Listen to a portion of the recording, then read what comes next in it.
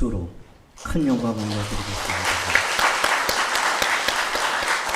옆에 있는 분에게 인사하겠습니다. 잘 오셨습니다. 주님의 이름으로 축복합니다. 우리는 야고보서를 통해서 성숙한 그리스도인의 삶에 대해서, 참 믿음에 대해서 살펴보고 있습니다. 믿음은 보여주는 것이 아니라 보여지는 것입니다. 예수님 말씀처럼 열매로 알 수 있는 것, 그것이 바로 믿음입니다. 행함이 없는 믿음은 아무런 유익이 없습니다.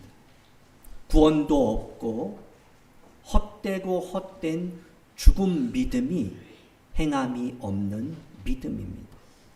성숙한 그리스도인은 주여 주여만 하지 않습니다. 말과 혀로만 사랑하지도 않습니다. 말로만 하면 소용없습니다. 언행이 일치해야 합니다. 행함과 믿음이 같이 가야 합니다. 말로는 누구나 다 할 수 있습니다. 참 믿음은 말만 하지 않습니다. 성숙한 그리스도인은 하나님 말씀에는 순종하면서 이웃에게는 사랑을 실천하는 행함으로 자신의 믿음을 입증합니다.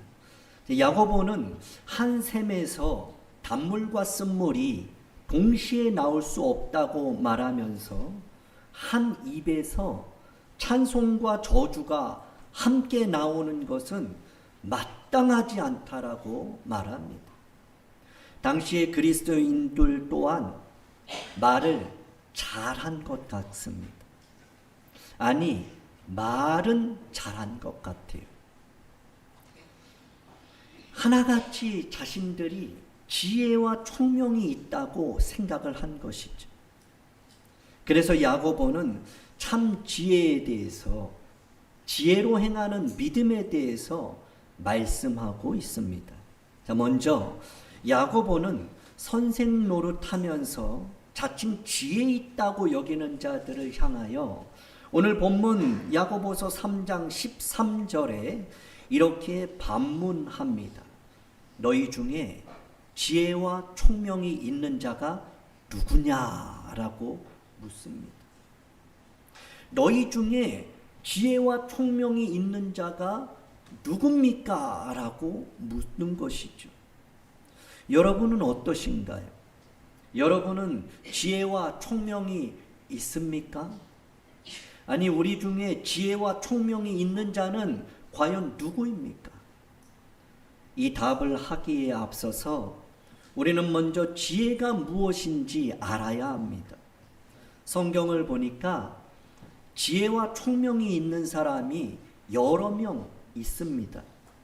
첫 번째, 출애굽기 35장 30절 31절을 보면 부살렐이라는 사람이 지혜와 총명과 지식이 있어서 여러 가지 일, 특별히 모세 시대 때에 성소 안에 모든 기구를 만드는 일에 그렇게 사용된, 쓰임받은 사람이 부살렐입니다. 자, 그리고 두 번째는 열왕기상 7장 14절을 보면 두로 사람 히람이 있었는데 이 사람은 모든 노쇠로 그렇게 지혜와 총명과 재능을 구비한 자여서 모든 노수로 솔로몬 시대 때에 성전에서 모든 공사를 맡은 지혜와 총명이 바로 히람에게 있었습니다. 자, 세 번째는 다니엘서 1장 20절을 보면 지혜와 총명이 바벨론 지혜자들보다 10배나 더 나았던 다니엘과 그 세 친구들이 지혜와 총명이 10배나 더했습니다. 자, 그리고 마지막으로 열왕기상 4장 29절을 보면 하나님이 특별히 지혜와 총명을 심히 많이 주신 사람이 있는데 바로 그 사람이 지혜의 왕 솔로몬입니다. 왕이 된 솔로몬은 꿈에 여호와께서 나타나셔서 내가 너에게 무엇 줄까 구하라 라고 말씀하실 때 솔로몬은 오직 송사를 듣고 지혜를 분별하는, 송사를 듣고 분별하는 지혜를 구했습니다. 지혜의 왕 솔로몬은 자신이 기록한 지혜서, 잠언에서 지혜라는 단어를 123회 사용하면서 지혜에 대해서 이렇게 말합니다. 잠언 3장 15절을 보니까 지혜는 진주보다 귀하다. 너가 사모하는 모든 것으로도 이에 비교할 수 없을 정도로 지혜는 귀하다. 그렇게 말합니다. 잠언 9장 10절에도 보면 여호와를 경외하는 것이 지혜의 근본이다. 그래요. 그 지혜의 시작, 지혜의 뿌리는 바로 여호와를 경외하는 것, 여호와를 두려워하면서 여호와 앞에 사는 것, 그것을 지혜다라고 말합니다. 잠언 3장 7절에 보면 스스로 지혜롭게 여기지 말라 합니다. 여호와를 경외하며 악을 떠날지어다. 잠언 26장 12절 우리 같이 읽겠습니다. 시작. 내가 스스로 지혜롭게 여기는 자를 보느냐? 그보다 미련한 자에게 오히려 희망이 있느니라. 지혜롭게 여기는 사람은 가장 미련한 자다. 그렇게 말해요. 차라리 미련한 사람이 희망이 더 있다라고 말하는 거죠. 혹시 내가 지혜 있다고 생각하십니까? 그러면 지혜 있게 여기지 말라. 그렇게 말씀하고 있다는 것을 기억해야 합니다. 잠언 17장 16절에서도 솔로몬은 이렇게 말하죠. 미련한 자는 무지하다. 그래서 어떻게 해요? 손의 값을 가지고 지혜를 살려고 해요. 그러니까 이 지혜는 살 수가 없는 거예요. 미련한 사람은 돈 주고 이것을 살려고 해요. 사도행전에서도 돈 주고 성령을 살려고 했다가, 돈 주고 성령의 역사를 행하려고 했다가 그렇게 어려움을 당한 일을 우리가 볼 수도 있습니다. 잠언 23장 4절 우리 같이 읽겠습니다. 시작. 부자 되기에 애쓰지 말고 버릴지어다. 부자 되려고 애쓰지 말라고요. 여러분, 애쓰지 마세요. 부자는 하나님이 만들어 주셔야 부자입니다. 여기서 말하는 부자는 또 뭐 돈이 많고 뭐 얼마나 가져야 되고 소유하고 이런 것 말하는 것 아니겠죠. 그것도 사실 포함이 됩니다. 그것 아니라고 말할 수도 없습니다. 그러나 우리가 부자 되겠다고 애쓴다고 부자 되면 우리 다 부자 됐죠. 오히려 뭐라고 합니까? 그럼 부자 되려고 하는 사사로운 지혜를 버려라. 잠언 28장 26절을 보면 이렇게 말씀합니다. 자기의 마음을 믿는 자는 미련한 자다. 자기 마음을 믿는 자, 미련한 사람이에요. 지혜롭게 행하는 자는 구원을 얻는다. 그렇게 말씀합니다. 자, 솔로몬이 말하는 지혜, 그 지혜를 정리하면 이렇습니다. 지혜는 진주보다 귀하죠. 돈으로 살 수 없는 겁니다. 지혜 있다고 해서 스스로 지혜롭게 여기면 안 됩니다. 오히려 사사로운 지혜를 버려야 합니다. 솔로몬이 말하는 지혜는 지혜롭게 행하는 자가 되라는 말입니다. 왜냐하면 지혜롭게 행하는 자에게 구원이 있기 때문이죠. 오늘 말씀의 제목이 지혜로 행하는 믿음입니다. 솔로몬도 야고보도 단순히 행하는 믿음을 말하고 있지 않고 지혜로 행하는 믿음을 강조하고 있습니다. 왜 그럴까요? 미련하고 어리석음으로 행하는 믿음도 있기 때문이에요. 자신이 믿음으로 행한다라고 말해요. 믿음도 있어요. 행함도 있어요. 그런데 그것이 지혜로운 행함도 아니고 지혜로운 믿음도 아니에요. 그러니까 지혜라고 해서 다 같은 지혜가 아니라는 거죠. 야고보는 지혜라고 해서 다 같은 지혜가 아니라고 말합니다. 자, 15절을 보시면 이러한 지혜는 위로부터 내려온 것이 아니다라고 말해요. 그러니까 위로부터 내려온 지혜가 있고 땅 위의 것, 땅의 것, 그 땅의 지혜도 있다는 거예요. 그런데 위로부터 내려온 지혜, 위로부터 난 지혜, 하늘의 지혜, 하나님이 주신 지혜와 땅의 지혜의 다른 점이 뭐냐? 땅의 지혜, 이것은 정욕적이에요. 그리고 마귀적입니다. 세속적이에요. 이기적이에요. 철저히 뭐예요? 자기중심적이에요. 땅의 지혜는요, 세상 성공과 번영과 부귀영화와 명예와 인기만 추구합니다. 그게 땅의 지혜예요. 땅의 지혜는 뭐예요? 어떻게 해서든지 부자 되기만 힘쓰는 지혜. 그게 땅의 지혜예요. 아무 일도 하지 않고 그저 편하게 살기 원하는 그 방법, 그 지혜, 그게 땅의 지혜라는 것이죠. 거짓된 지혜입니다. 거짓된 땅의 지혜의 특징이 14절에 나타나고 있습니다. 14절을 보시면 너의 마음속에 독한 시기와 다툼이 있으면 자랑하지 말라. 진리를 거슬러 거짓말하지 말라. 땅의 지혜의 첫 번째 특징이 무엇인가? 독한 시기다 그래요. 독하다라고 번역된 이 피크로스라는 이 단어는 쓰다, 사납다, 날카롭다, 적대적이거나 잔인함을 뜻해요.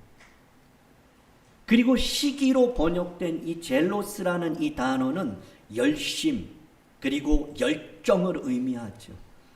그러니까 시기 그 열정, 열심 그 자체는 나쁜 게 아니에요. 그런데 문제는 뭐예요? 독한 열정이 문제라는 거예요. 이 싸납고 날카롭고 잔인할 쪽으로 적대적인 이 열심. 그러니까 이 독한 열심. 바울도 그랬죠. 처음에 바울이 열심히 특심했어요. 그런데 그 열심은 바로 이 독한 열심이었던 거죠.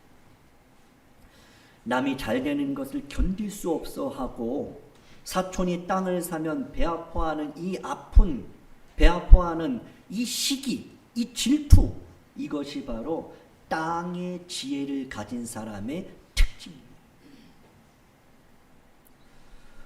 잠언 13장 30절을 보면요, 평온한 마음은 육신의 생명이에요. 그런데 시기는 뭐예요? 뼈를 썩게 해요. 이 독한 시기가 얼마나 무섭냐면 뼈를 썩게 합니다. 이것이 땅의 지혜를 가지면 이런 무지막지한 힘을 갖고 있는 거예요.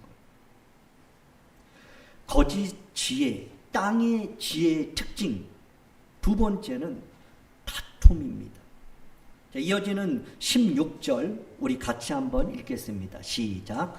시기와 다툼이 있는 곳에는 혼란과 모든 악한 일이 있습니다. 땅의 지혜를 가진 사람들에게 나타나는 현상은 시기와 다툼이에요. 혹시 시기가 발동한다면 내가 지금 내 마음에 지금 땅의 지혜와 세속적이고 마귀적인 이런 정욕적인 마음으로 꽉 차 있구나라고 보시면 틀림없습니다. 남이 잘 되는 것을 보면서 내가 배 아프다. 남이 잘 되는 것을 봤는데 내가 질투심이 난다. 그렇다면 내가 지금 굉장히 이 세속적으로 마귀적이고 귀신적인 생각을 하고 있다라고 보면 틀림이 없습니다. 땅의 지식을 갖고 있는 사람은 시기와 다툼이 무성합니다. 그래서 때로는 우리 공동체 안에서도 교회 안에서도 시기와 다툼에 우리가 놓여질 때가 있어요. 하나님의 지혜가 아니라 땅의 지혜로 살아가기 때문에. 시기와 다툼이 있는 곳에 어떤 일이 발생합니까? 혼란이에요. 모든 악한 일 뿐입니다. 이러한 땅의 지혜는 나와 우리 가정과 공동체를 완전히 파괴시킵니다. 땅의 지혜는 어떤 정보를 논리적으로 체계적으로 습득하는 것이죠. 그러나 위에서 내려오는 지혜는, 하늘로부터 내려오는 지혜는 세상 지혜와 다릅니다. 하늘의 지혜는 어떻습니까? 하나님을 인격적으로 아는 거예요. 주님이 주시는 십자가의 그 은혜를 경험하는 거예요. 하늘이 주시는 그 지혜는 돈으로 살 수가 없는 거예요. 하늘의 은혜를 맛보아 아는 체험적인 지혜가 바로 하나님의 지혜예요. 성경에서 말하는 하나님의 지혜는 그 시작부터, 출발부터 다릅니다. 잠언 9장 10절을 보면요, 여호와를 경외하는 것이 지혜의 근본이다, 그렇게 말씀합니다. 지혜의 시작은 어떤 좋은 책을, 많은 책을 읽는 데서 시작되지 않아요. 하늘의 지혜는 얼마나 좋은 자료와 많은 정보를 습득했느냐에 있지 않는 거죠. 하늘의 지혜는요, 여호와를 경외하는 것부터 시작이에요. 야고보서 1장 5절 우리 같이 읽겠습니다. 시작. 너희 중에 누구든지 지혜가 부족하거든 모든 사람에게 후히 주시고 꾸짖지 아니하시는 하나님께 구하라. 그리하면 주시리라. 땅의 지혜의 출처가 책이라고 한다면, 위로부터 난 지혜, 하늘로부터 임하는 지혜는 모든 것을 후히 주시고 꾸짖지 아니하시는 그 하나님이 출처가 되는 거죠. 하나님께서 주시는 지혜는 우리가 생각하는 지식에 있지 않습니다. 얼마나 깨달았느냐에도 있지 않아요. 얼마나 말을 잘하느냐에도 그 지혜가 있는 것이 아닙니다. 야고보는 그리스도인의 지혜는 그런 세상적인 지식이 아니고 다른 데 있다라고 말해요. 그 다른 데가 어딜까요? 13절을 보시면 지혜는 말에 있지 않고 무엇이에요? 선행, 온유함으로, 행함으로 보이는 데 있다라고 말해요. 당시 헬라 사상은 힘있고 강한 자가 세상을 정복하고 움직인다는 이런 사상이에요. 그래서 모두가 다 힘을 가지려 했고, 누구나 다 강하려고 했고, 누구나 다 남보다 더 똑똑하기를 원했던 그런 시대인 거죠. 당시 사람들에게 온유한 마음, 겸손한 마음, 관용, 양순, 더불어 이런 것들은 피해야 할 덕목이에요. 그런데 야고보는 뭐라고 합니까? 온유한 마음으로 선을 행하는 것이 지혜다, 이렇게 말해요. 예수님도 이렇게 말씀하시죠. 수고하고 무거운 짐진 자들아 다 내게로 오라. 그러면서 마태복음 11장 29절에 나는 마음이 뭐예요? 온유하다. 예수님이 온유했어요. 유대인들이 왜 예수님을 메시아로 받아들이지 못했을까요? 유대인들이 생각하는 메시아는 강하고 힘있고 능력이 있어서 이 정부를 완전히 싹 뒤집어 엎을 만한 권세와 능력이 있는 자로 여겼는데 예수님은 그렇지 않은 거예요. 온유한 거예요. 가난한 자와 소외된 자와 병든 자, 고아와 가부와 친구가 되는 거예요. 그분은 겸손한 거예요. 만왕의 왕이시면서 그분은 겸손의 왕이시니까 유대인들이 주님을 받아들일 수 없는 거예요. 당시 이 시대에도 이러한 야고보의 하늘의 지혜를 받아들일 수가 없는 그러한 상황이죠. 그리고 예수님은 마태복음 5장 5절 산상수훈에서도 이렇게 말씀하죠. 온유한 자가 복이 있다. 사도 바울도 사랑은 온유하며 말하죠. 바울은 개교의 편지를 쓰면서 여러분 온유를 따르십시오. 여러분 온유의 옷을 입어야 합니다. 여러분 온유한 마음으로 나아가야 합니다 하면서 성령의 9가지 열매 중에 하나, 그것을 바로 온유입니다 라고 말하죠. 그러나 예나 지금이나 많은 사람들은 어때요? 남보다 힘세고 강하고 많이 알아야지 살아남는다고 생각을 합니다. 이것이 세상 살아가는 지혜와 방법이라고 생각을 하죠.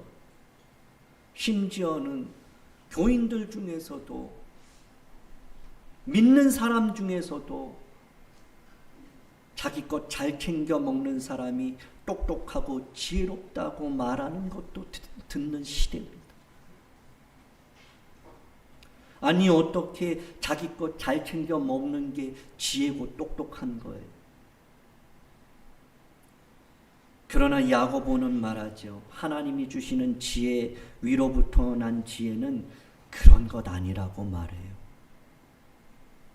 땅의 지혜가 시기와 다툼, 혼란과 악한 것으로 나타난다면 위로부터 나타난 지혜도 이런 모습으로 나타난다 하면서 17절에 야고보는 이렇게 말해요. 오직 위로부터 난 지혜는 첫째 성결하다. 그래요. 다음은 화평, 관용, 양순, 긍휼, 선한 열매가 가득하고 편견과 거짓이 없고 의의 열매를 거두는 삶, 그 사람이 바로 하늘의 지혜를 가진 자다라고 말하죠. 여러분, 위로부터 난 지혜, 바로 첫 번째 성결. 성결은 무엇입니까? 때묻지 않는 마음이에요. 어린아이와 같이 순진하고 순수한 마음이죠. 욕심과 잠깨로 더럽혀지지 않는 그 예수님의처럼 깨끗한 마음, 그것이 바로 성결이에요. 특별히 성결은, 거룩은 하나님과의 관계에 있습니다. 그러니까 참 지혜, 하늘로부터 오는 지혜는 바로 하나님과의 관계, 거룩, 성결입니다. 자, 두 번째는 화평이에요. 예수님은 화평케 하는 자가 복이 있다고, 그런 자가 하나님의 아들이라 일컬음 받는다고 말씀하시죠. 땅의 지혜는 다툼이에요. 그런데 하늘의 지혜는 바로 화평이라는 거예요.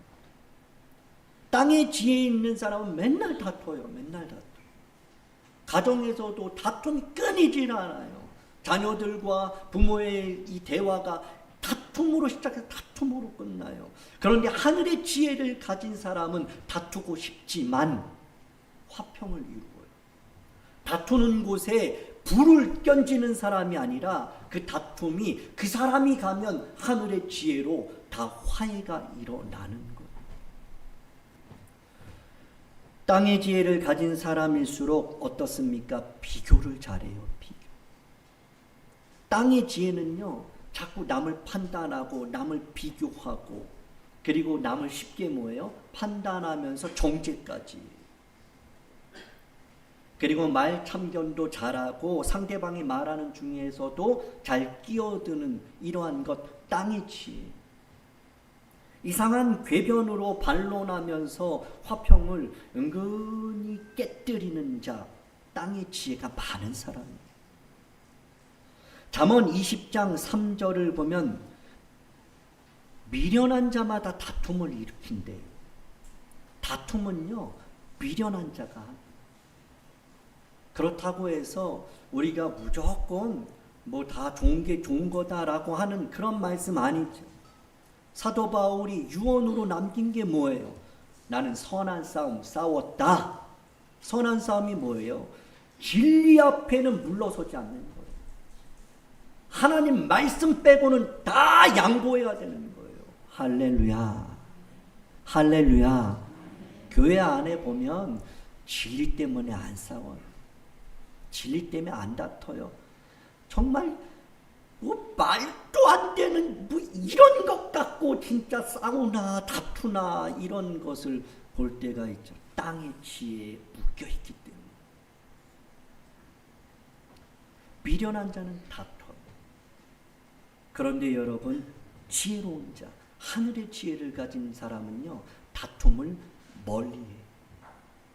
다투자고 달려들어도 도망가는 거예요. 다퉈봤자 이익이 없어요. 똑같은 사람 되는 거예요. 사도 바울은 그리스도인의 합당한 삶에 대해서 로마서 12장 14절부터 이렇게 기록하고 있습니다.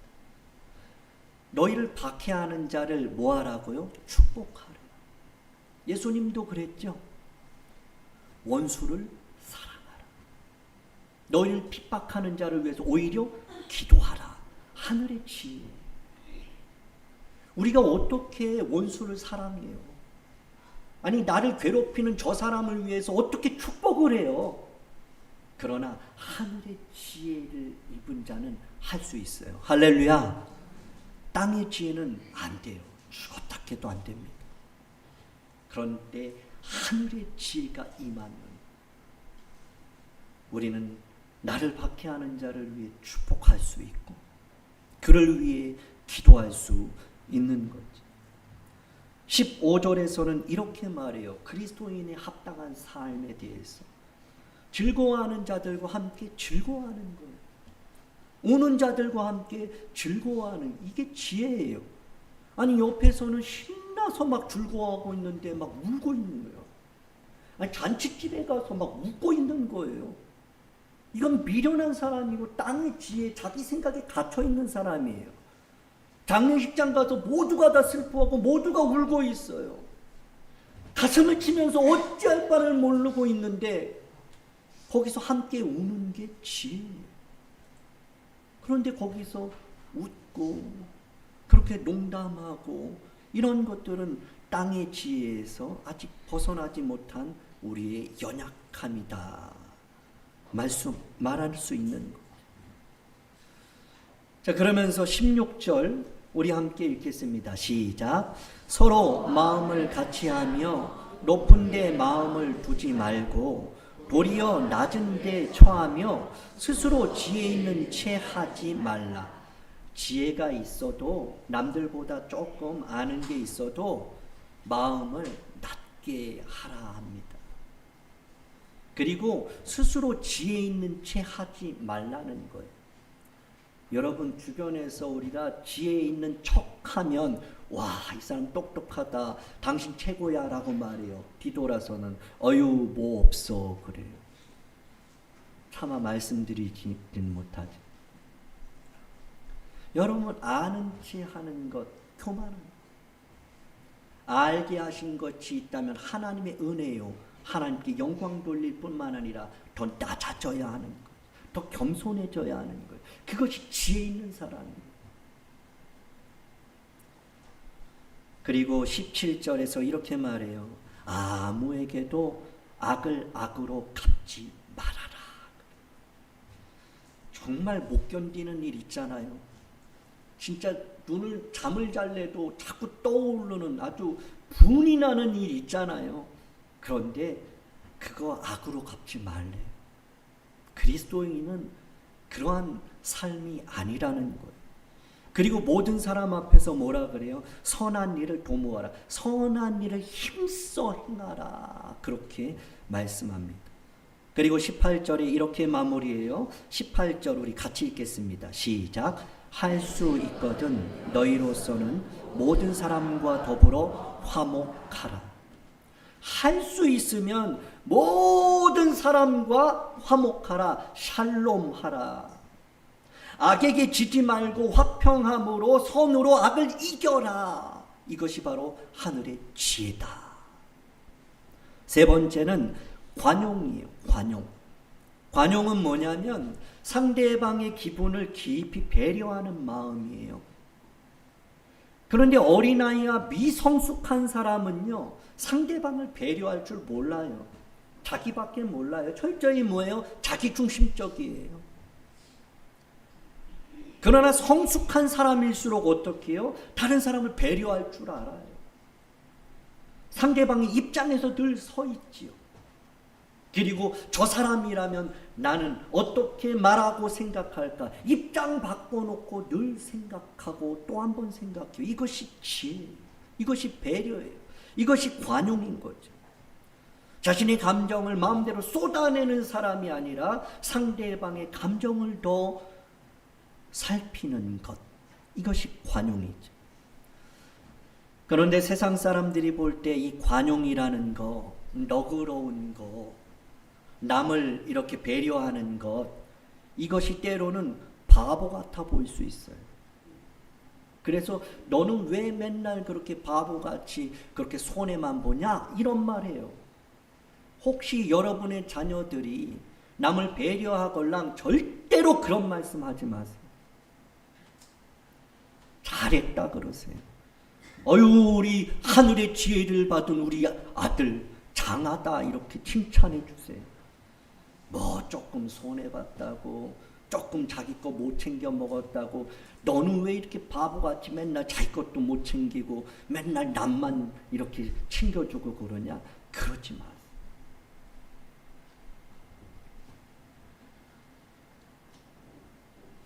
바울은 고린도 교회를 향해서 그리스도의 온유와 관용으로 편지를 썼습니다. 믿음의 아들 디모데에게 감독과 집사의 자격을 말할 때 바울은 디모데전서 3장 3절에 이렇게 말해요. 우리 같이 읽습니다. 시작. 술을 즐기지 아니하며 구타하지 아니하며 오직 관용하며 다투지 아니하며 돈을 사랑하지 아니하며. 하나님이 일하는 사람 있잖아요. 교회에서 직분 받은 사람, 그리고 하늘의 지혜로 사는 사람은요, 이렇게 하면 안 된다고 말하고 있어요. 술 즐기면 안 돼요. 그리고 구타하면 안 됩니다. 맞으세요. 절대로 때리지 마세요.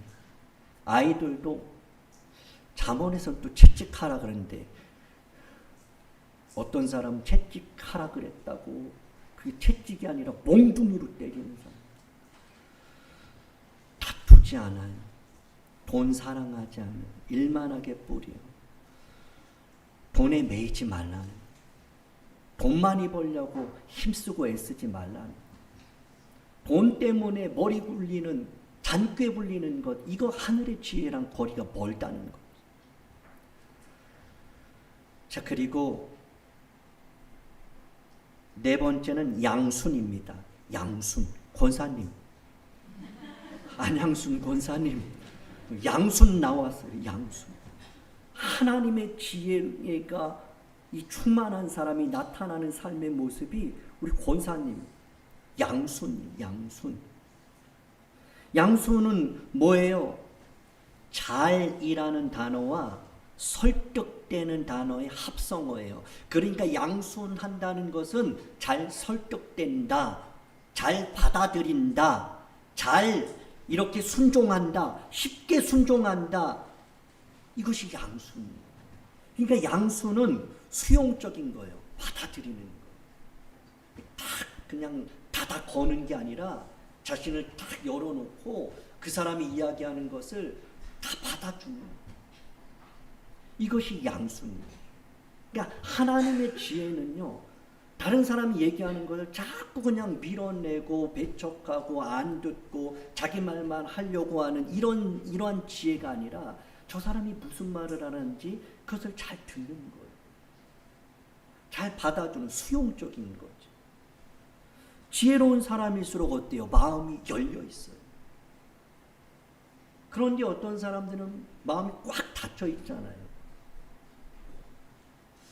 제 얘기하는 것 같아서 조금 잠깐 순간 상대방의 의견이나 이런 제안을요 달게 받아들일 줄 알아요. 하나님의 지혜. 상대방의 말에 뭐예요? 공감하는 거죠. 동의하는 거예요. 이것이 바로 양순이에요. 하늘의 지혜죠. 자, 말씀을 정리합니다. 자, 야고보는 지혜를 땅의 지혜와 하늘의 지혜 둘로 구분합니다.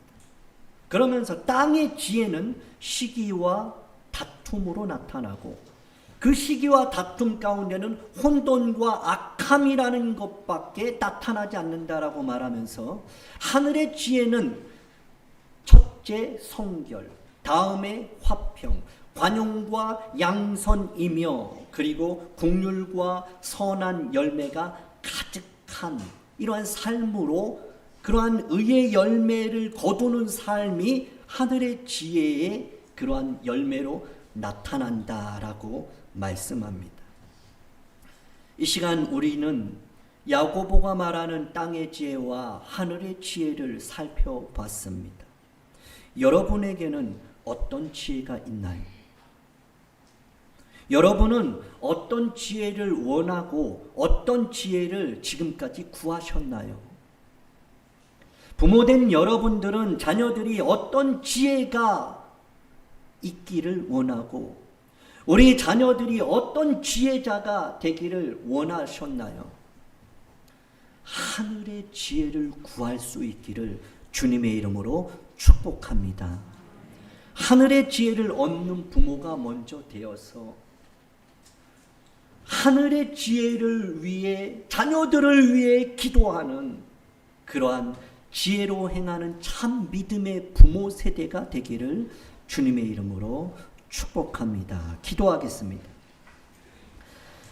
지혜가 부족한 자에게 구하라 하시며 후히 주신다 약속하신 하나님 아버지, 우리에게 지혜를 주옵소서. 하늘의 지혜를 주옵소서. 하나님을 경외하는 자 되게 하옵소서. 하늘에 속한 자가 되게 하옵소서. 위의 것을 생각하고 위의 것을 찾는 자 되게 하옵소서. 행함이 있는 믿음, 지혜로 행하는 믿음 되게 하옵소서. 한 주간도 은혜롭게 말하며 지혜롭게 살아가는 성숙한 그리스도인으로 예수님 닮게 하옵소서. 예수님 이름으로 기도하옵나이다. 아멘.